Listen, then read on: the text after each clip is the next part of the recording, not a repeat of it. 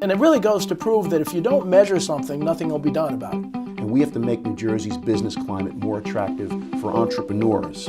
We are Wonder Women. Like, look at all these women and what they've done and what they've tried. And even if they didn't succeed, they gave it a shot.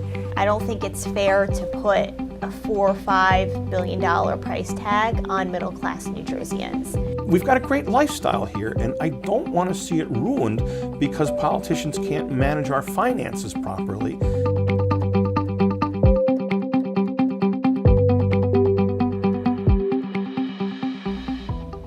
Hi, I'm Lisa Allen, and this is As a Matter of Fact. Today we're talking women's political leadership. Joining me now is City of Summit's Mayor, Nora Radest. Thank you so much for joining me, Mayor. My pleasure. It is such a wonderful gift to have you here because I feel like in New Jersey, you are in the small minority of women mayors across this state. That's right. So, and that is why you're sitting in this chair, because I want to talk to you about your journey and how you've ended up in a leadership role as being a mayor of, I would say, a pretty sizable city. So you came to New Jersey, to Summit in 1989, and you have been very active, you got very involved. Can you talk about that and how your path has led you to this place? Certainly. Well, first of all, thank you for having me, and I think it's great that you're showcasing women in government. It's an interesting topic to me, certainly, and I think inspiring to a lot of young women and young girls, so thank you. Yeah. Yes, I came here in 1989. I moved here with my son. He was 3 at the time, and I've just gotten divorced. So I was able to stay home with my son, which enabled me the opportunity to get involved in the community. It was also, from a personal point of view, it was really important to me to get to know my neighbors because I was a single mom in the community. So the first thing I did, of course, was get involved, as most men and women who stay home do, in the local school. And my son was at one of the elementary schools, so of course I was involved in PTO, worked activity there. And then because I was trained as an attorney, I decided to get into be part of the PTA legislative committee, which I don't think exists anymore. I don't think so. But it did then. And what we would do was monitor activities, legislation in the state and at the local level, nothing with the federal level, things that would affect our schools. And I enjoyed that. It was really interesting. Growing up, I was from a somewhat political family. My dad in Philadelphia was a judge. And in Pennsylvania, judges are elected, which may or may not be a good thing, but nonetheless they are. That's the state law. So we were surrounded by political conversations a lot when I was growing up. So I got involved in the legislative committee, and at the time, in the early 90s, there was a big statewide funding issue going on, and the legislative committee got very active in that. I ended up giving a speech at, I think it was, maybe Montclair, someplace with a lot of legislators from the state and 1,000 people in the audience. And at the time, Walter Long was our mayor. He's a wonderful, wonderful man. He's passed away, and I miss him often when I'm sitting in his chair. But he called me shortly after that and said, would you like to consider being on the Board of Education? And I sort of taken aback. It had never occurred to me to be on the Board of Ed. My young daughter was 2 at the time. And I said, well, I need to think about it. And I put some thought into it. And I thought, well, this is interesting. One of the things that you get to do when you're involved in your local school is you really understand what's going on in that school community. After I became a member of the Board of Education, I was thrilled to be able to get to know the community at large. It's a much larger group of people and much more diverse. So I was involved with high school parents and, and all the other elementaries, and understood at a higher level what was going on in the city. I should back up a second. While I was also involved with the legislative committee, I was a founding member of Speak Up Summit, which really focused specifically on advocacy, primarily for funding issues and other things in the schools in Summit. So it's a long story as to why that came about. It doesn't really apply, but that was really the mechanism for giving the speech and getting to know Walter Long. So then I was on the Board of Ed for 5 years, and the 3rd year I was the president of the Board of Ed, and we did a lot of things. We expanded the high school. It was a $22 million addition to the high school, 21, 22, and lots of other things that occurred. There was some redistricting. We changed the high school from a 7-period to an 8-period day, which required significant negotiation with the teachers union. But it was all necessary in order to make this expansion worthwhile. Right. And then when I left that, I became involved in the Summit Educational Foundation. which supports the public schools through private donation. And I spearheaded an endowment for that organization. The endowment in Summit is one of the few in the state, and this community is incredibly generous. And so the opportunity was there. And I got to know people. I had been asked over the years if I'd be interested in running for a political office, and I had declined because it wasn't the right time for me, for my family, and I didn't really see the need. I really thought that the city was moving along well, and it even was when I decided to run for mayor. There were some things that I wanted to see to be done differently, but for the most part, we truly are blessed by having very competent and accomplished city leaders. And I'm not the first female mayor, of course. Right. Janet Whitman was the first, and then Ellen Dixon. So I'm following a distinguished list. You know, and you're talking about all these volunteer activities that you did serving the community, and I know how much time that takes. And I'm thinking to myself, how did you find the time? How did you allow yourself to be able to do this and continue on? Because some people just say, you know what, I can't do it. That takes too much time. I find it is really admirable that you're willing to give so much time to your community. And I know it's for your kids, but it still takes time to do it. Yes, it does. And it is certainly in the beginning was for my children, but as I also said, it was important to me to get to know my community and my neighbors if I was going to make a life here.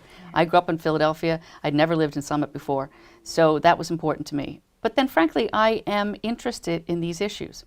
I'm interested in trying to make things better for the people who live here, who work here, who pay taxes here.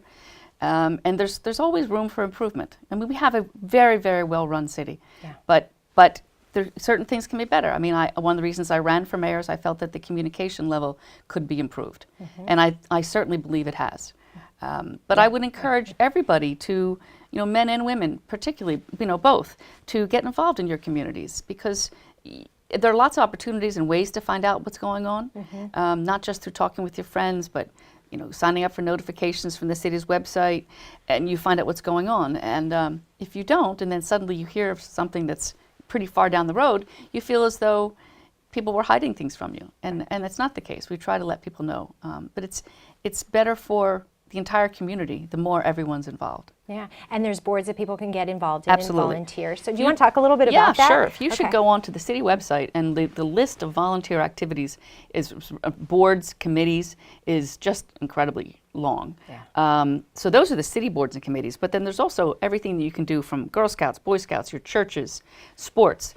I mean, this city is absolutely powered by its volunteers. Yeah. I would venture to say that there are a couple thousand people who volunteer from, you know, starting at the early age with childcare and sports and churches, all the way through to the mayor, who's a volunteer. Yeah, and we're volunteers sitting here. You're volunteers sitting here, exactly. Right.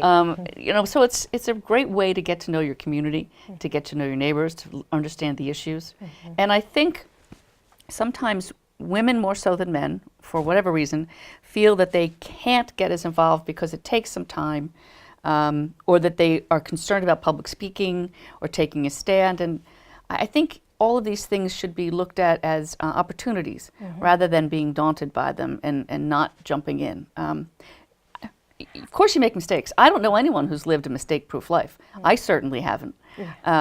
And, you know, but you give it a try, and it's a challenge. And sometimes it can be overwhelming, but for the most part, you know, you just do your best. And again, you're a volunteer. So at a certain point, if something with the family comes up, you have to say, I can't because I've got this family priority, and that should always be the case. And most people are completely understanding if you from time to time have to take a step back.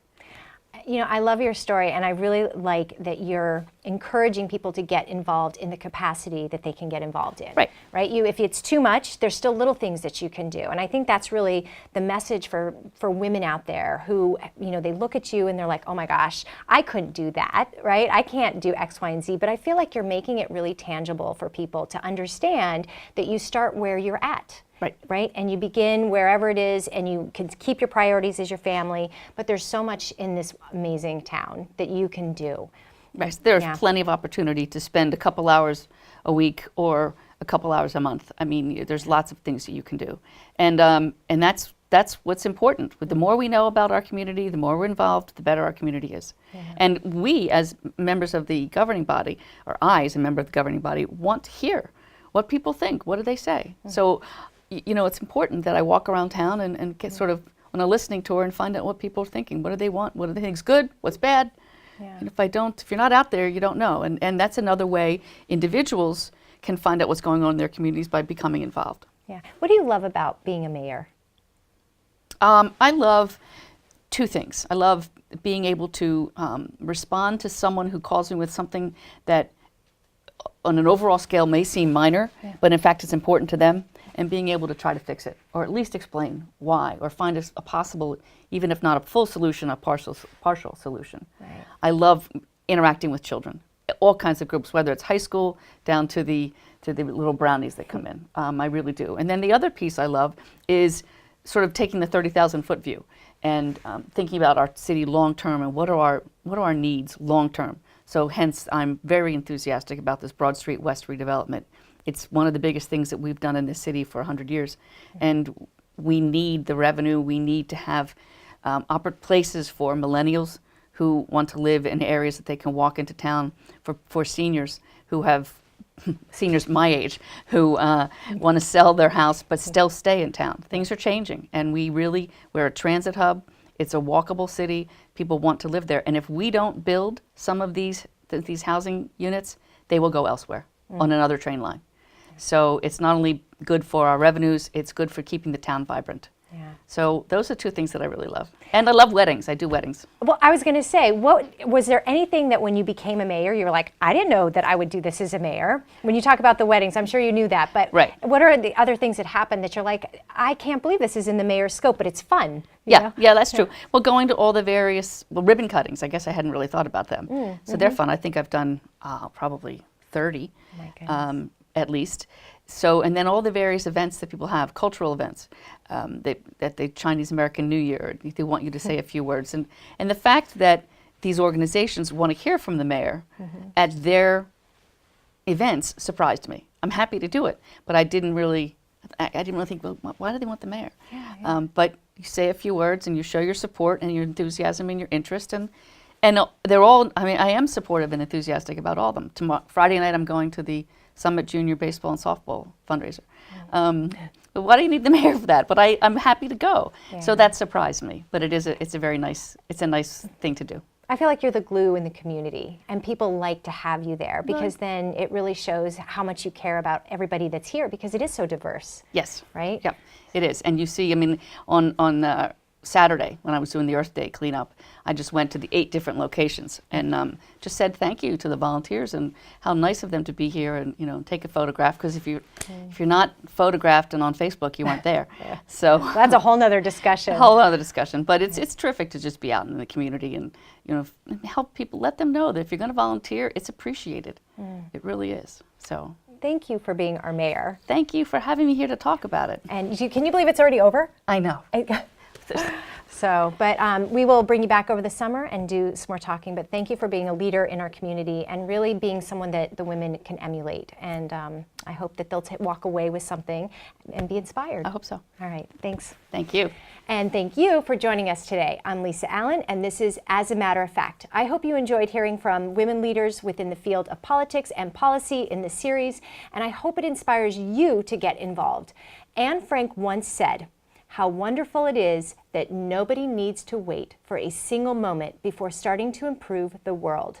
No matter where you are and what moment this is for you or where you're going to start, just start where you're at and improve the world in the smallest of ways."